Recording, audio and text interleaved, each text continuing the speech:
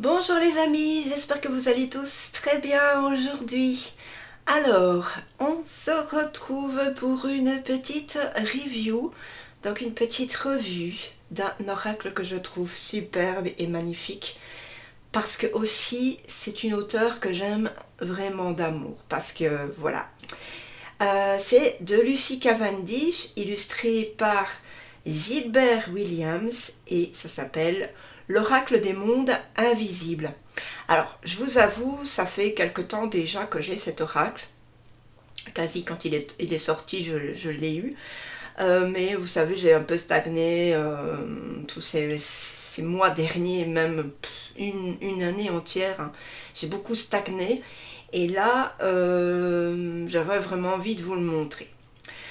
Donc, cet oracle des mondes invisibles, ben, déjà la boîte, elle est trop belle.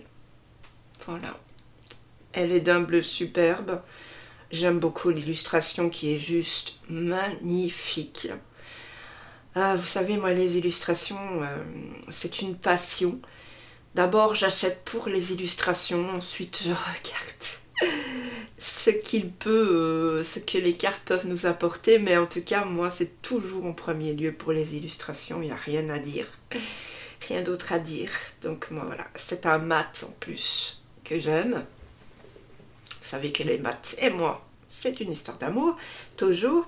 Ensuite, c'est aux éditions Exergue, filiale de Tridoniel, que j'aime d'amour aussi. Et puis, c'est vendu au prix de 26 €. Voilà, donc je vous montre un panel des cartes. Voyez, c'est tout quasi, je pense, sont quasi toutes en panorama, enfin en paysage. Voilà. Allez, je vais vous lire ce qu'il y a derrière. Hop. Au-delà de ce monde, à l'abri des regards, se cachent de merveilleux royaumes. Peut-être avez-vous déjà eu la chance de vous en souvenir, de les entrevoir, de les imaginer, ou de les visiter en rêve. Dissimulés, ils se protègent pour préserver leur connaissance, leur magie. Mais aujourd'hui, ils se dévoilent enfin pour vous permettre de les découvrir ou de les redécouvrir, afin de vous aider dans votre vie quotidienne. Plongez dans la féerie des œuvres visionnaires de Gilbert Williams et embarquez pour un chemin inouï dans d'incroyables espaces secrets et de mystérieux lieux magiques avec Lucy Cavendish pour guide. Partez à la découverte de temples lumineux, de sentiers liminaux, de reliques lémuriennes, des mystères de Camelot et bien plus encore. Ces voyages peuvent bien être cachés. Leur magie, leur gloire et leur sagesse sont désormais à votre portée. Alors, il y a donc dans le coffret 44 cartes, un livret d'accompagnement de 128 pages et puis un sachet satiné pour protéger vos cartes. Voilà. Alors je voulais vous dire déjà, si jamais vous ne l'avez pas encore fait, à la fin de la vidéo, laissez-moi un petit like, un petit commentaire pour me dire votre carte chouchoute. C'est la tradition sur la chaîne. Et puis abonnez-vous si vous venez d'arriver, vous venez découvrir ma chaîne. Si mon contenu vous plaît, eh ben, abonnez-vous tout simplement. Et puis moi, je vous souhaite la bienvenue dans ce cas-là. Voilà, et si pas, si vous n'avez pas bien... je suis en train de bafouiller. Si vous n'avez pas envie de vous abonner, ben c'est pas grave. Je vous souhaite vraiment tout le meilleur. Bisous. Donc ici, on a un rose, comment dire, rose mauve, comme ça. Voilà. On a la pochette satinée. Une couleur que j'aime bien, c'est de l'argenté. Je trouve ça beau. Alors, on va regarder un petit peu. Je vous lis pas tout, comme d'hab, parce qu'autrement ça prend des plombes. Ça, c'est pas possible. Alors, ça a été publié pour la première fois. J'aime bien de vous le dire, ça. Chez Blue Angel Publishing. C'est une très belle édition aussi. C'est en Amérique. Donc, ça a été publié en 2019. Voilà. Donc je vous l'ai dit, hein, il y a toujours à peu près 2 ans d'attente, des fois 1 an, ça dépend. Et le titre original, eh bien c'est Oracle of the Hidden Worlds. Voilà. Et ça ici, c'est l'art de Gilbert Williams. Ou Gilbert, on va dire peut-être. C'est mieux. Gilbert. Vos cartes sont un mélange de vues en paysage, donc large, et en portrait, voilà, étroite. Voilà. Regardez tout le sommaire. Bon, ben, il y a l'introduction, comment travailler avec l'oracle des mondes invisibles. On a les tirages. Donc on a 5 tirages. Et puis on a les messages des cartes. Voilà. Regardez. Bon, c'est ici en noir et blanc. On va aller directement dans les tirages. 1, 3.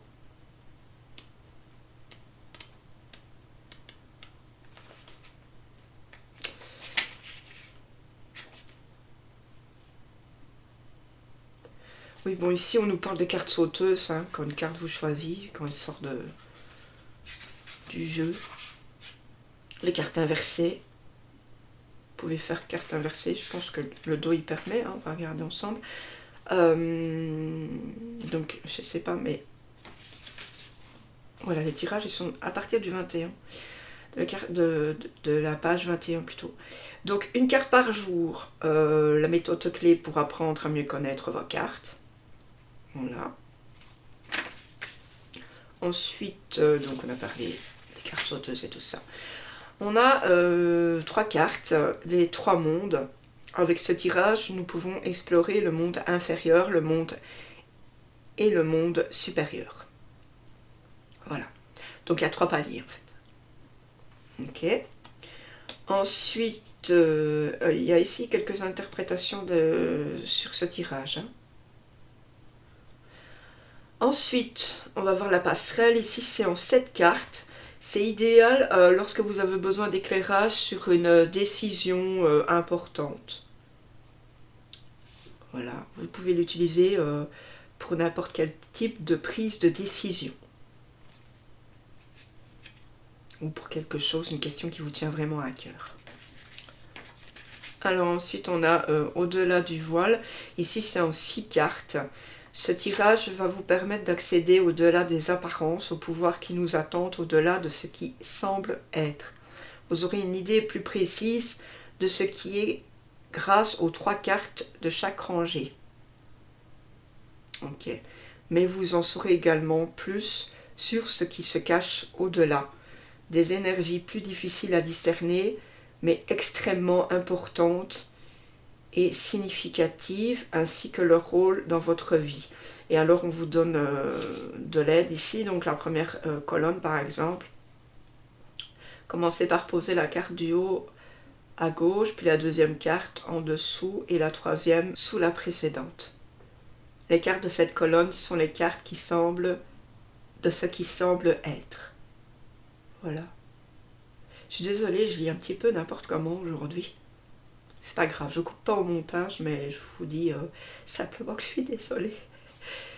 Ensuite, on a la deuxième colonne. Voilà, maintenant, créer une deuxième colonne en plaçant la 4e carte à droite de la première, la 5e carte juste en dessous de celle-ci, la 6e juste au bas de la colonne de droite. Voilà. Et donc, on vous dit ce que les cartes représentent. Hein. On ne vous laisse pas comme ça. Donc ensuite on a le temple, ce tirage, donc c'est en 9 cartes, va vous offrir la possibilité d'adopter une perspective plus élevée par rapport à votre question et vous offrira non seulement des conseils mais également un moyen d'atteindre votre but et d'accomplir votre destin. Et après on vous donne toutes les cartes. Donc la première carte ce sera le feu par exemple, la deuxième carte la prêtresse, etc. Puis ensuite, on a la croix celtique, donc adaptation de Lucie, voilà. Au fil des années, j'ai développé une variante de tirage traditionnelle en croix celtique, utilisée par de nombreux cartomanciens. Comme il s'agit d'une adaptation, vous remarquerez que la disposition est un peu différente.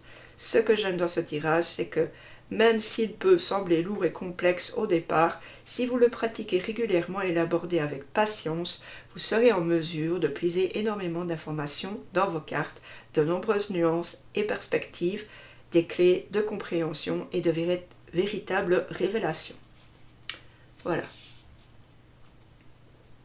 Ce tirage permet à vos cartes des mondes invisibles de partager avec vous de nombreuses idées, de nouvelles facettes, ainsi que les justes mesures à prendre. Voilà, et après on vous dit toutes les cartes. Par exemple, la première carte, c'est le chercheur. Voilà, donc je vous ai donné un petit peu d'infos sur les tirages, hein, pour que vous ne soyez pas non plus tout perdu. Ensuite, on a les messages. Donc on a par exemple le temple de guérison, le premier, c'est rétablissement, guérison, sécurité. Puis on a tout le message ici. Et puis un éclairage ici. Une sorte de petit mantra, de petite méditation si vous voulez. Voilà. Et c'est comme ça pour tout. Puis ensuite, je suppose qu'on va voir Madame Lucy Cavendish normalement. Voilà, ici. J'aime beaucoup cette femme, j'adore, franchement.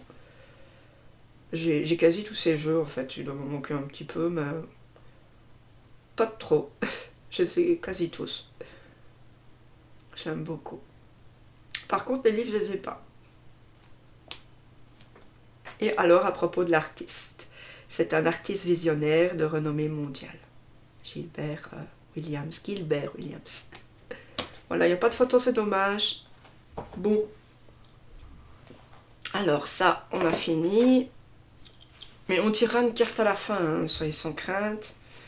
Donc ici, on a un très beau pochon satiné, léger. J'aime beaucoup. Il est très joli. Très doux. Regardez.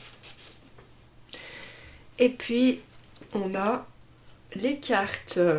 Alors, les cartes, elles sont d'une tranche dorée. J'aurais préféré argenté qui aurait rappelé le pochon. Tant pis. Et puis ici, voilà, on a le droit de faire inverser puisque c'est vraiment possible ici. Au niveau de la qualité des cartes. Voilà, elles sont normales. Hein. Faites toujours attention à vos cartes, comme je dis toujours. Au niveau de la grandeur, c'est un peu grand. Voilà. On va regarder ensemble les cartes une par une.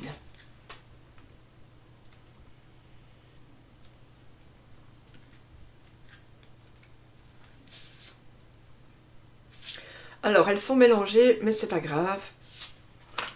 On a donc... J'aurais fait un zoom. Et un focus.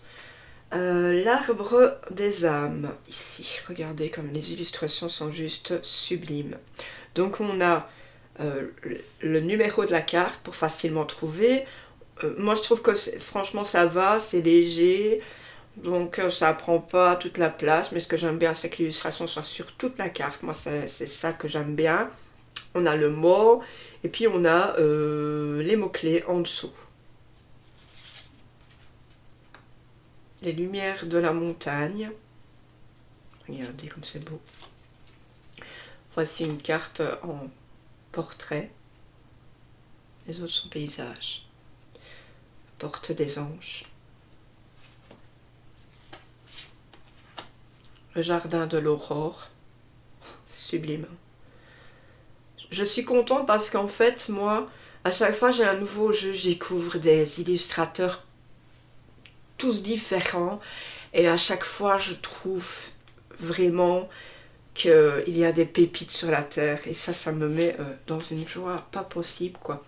Le flamboiement céleste, ici, regardez-moi ça, avec le visage à l'intérieur. C'est juste indescriptible. La divinatrice, ici. J'adore. Le rassemblement. Avec une étoile au-dessus. Le temple de guérison.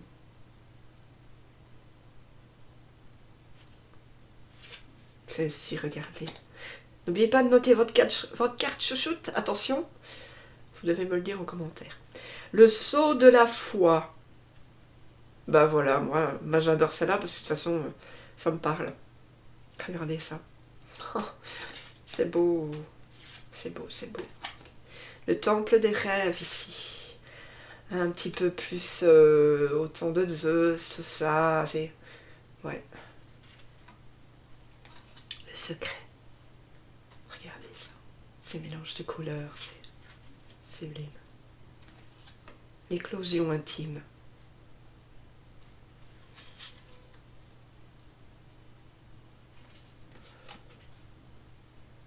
L'île aux merveilles. Ah, vous pouvez aussi méditer sur les cartes. Hein. Regardez les cartes et puis après vous faites une petite méditation. Mais vous pouvez écrire quelque chose sur ce que vous voyez, qu'est-ce que ça vous apporte. Vous l'écrivez et après vous le repassez comme ça. Ça peut vraiment faire une belle méditation qui pourra vous toucher. Hein. L'esprit de l'eau. Regardez ici. Petite fée qu'on trouve dans l'eau. Hein. Le passage. Rendez-vous compte un petit peu le temps que ça a dû prendre pour pouvoir faire toutes ces illustrations. C'est fou. La vision lucide. Pour moi, c'est vraiment un message, enfin, un oracle très lumineux pour moi, je pense très positif. Le voyage intérieur, ici.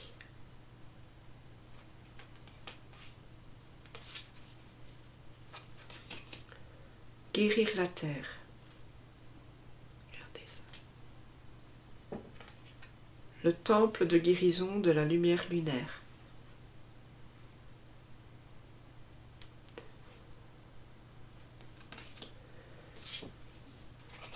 L'homme vert.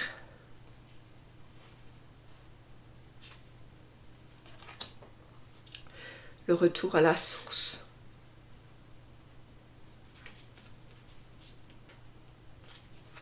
L'arbre d'illumination. C'est juste sublime. Ici, on retrouve sur la boîte, sur le livre, la prêtresse de lumière, s'appelle-t-elle là. L'énergie féerique. On aimerait bien hein, aller dans un bois puis trouver des énergies comme ça. Enfin, j'aimerais vraiment être dans le dessin en fait. Mais avec beaucoup de rêves, voilà, on peut voir plus loin que le bout de son nez, hein, croyez-moi. La voix des dieux.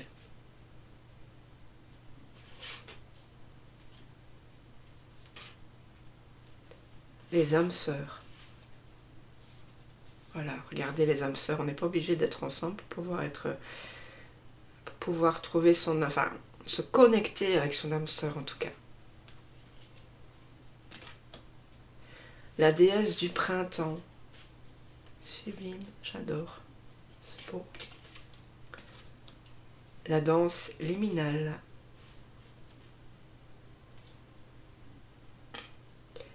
La déesse de la montagne.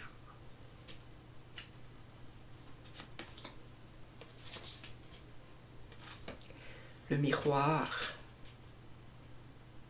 Beau, c'est beau. On peut passer d'un passage à l'autre. Quand on se regarde dans les yeux dans le miroir, on voit l'intérieur de son âme. Le gardien de dauphin. Regardez. C'est comment dire, poétique. C'est pas épuré, mais presque. C'est... Ouais, on est dans la foi. Hein. L'éveil maternel.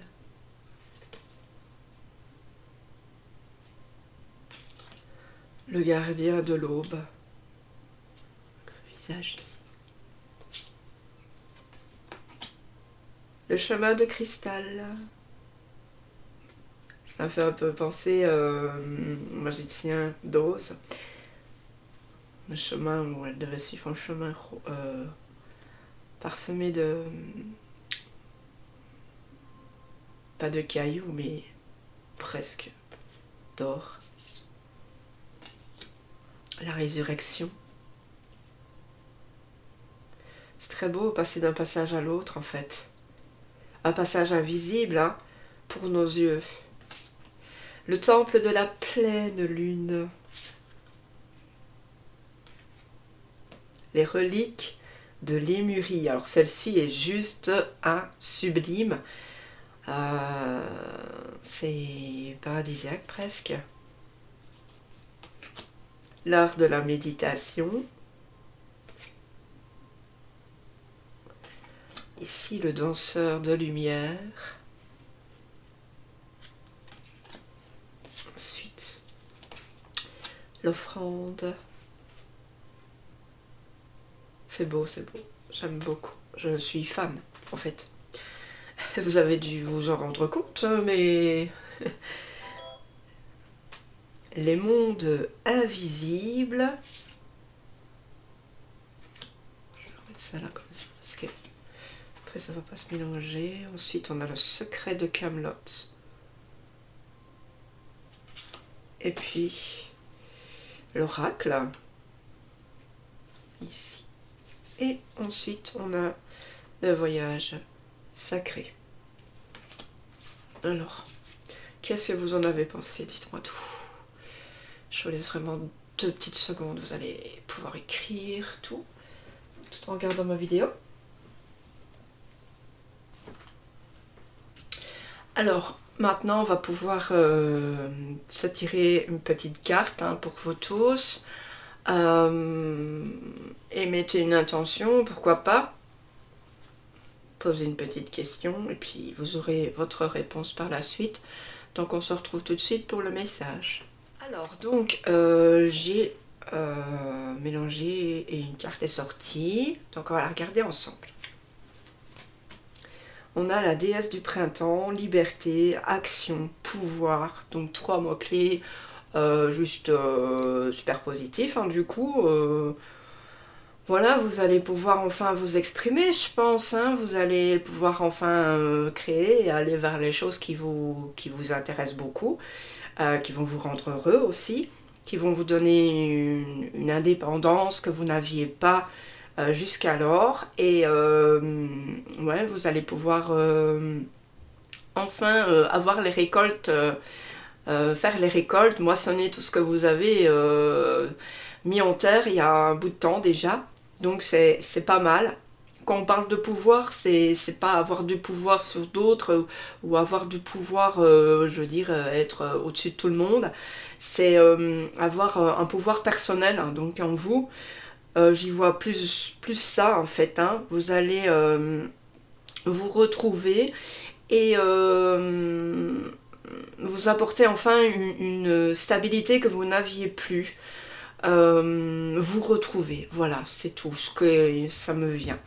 Par contre, on va regarder quand même le message du livre, hein, parce que c'est quand même important que vous sachiez ce qui se dégage dans le livre. Donc c'est au 34, hein, donc on retrouve le numéro de la carte qui est plutôt sympa. Alors, la voilà qui revient réveiller le monde de sa douce caresse parfumée. Chaque cycle suit son cours et lorsque l'heure est venue, les esprits de printemps émergent pour faire leur travail. Chacun a son rôle à jouer, de la fée à la déesse qui réinsuffle la vie au monde endormi. Lorsqu'elle se présente à vous, quelle que soit la phase du cycle saisonnier dans laquelle vous vous trouviez, intérieurement, votre printemps sera de retour.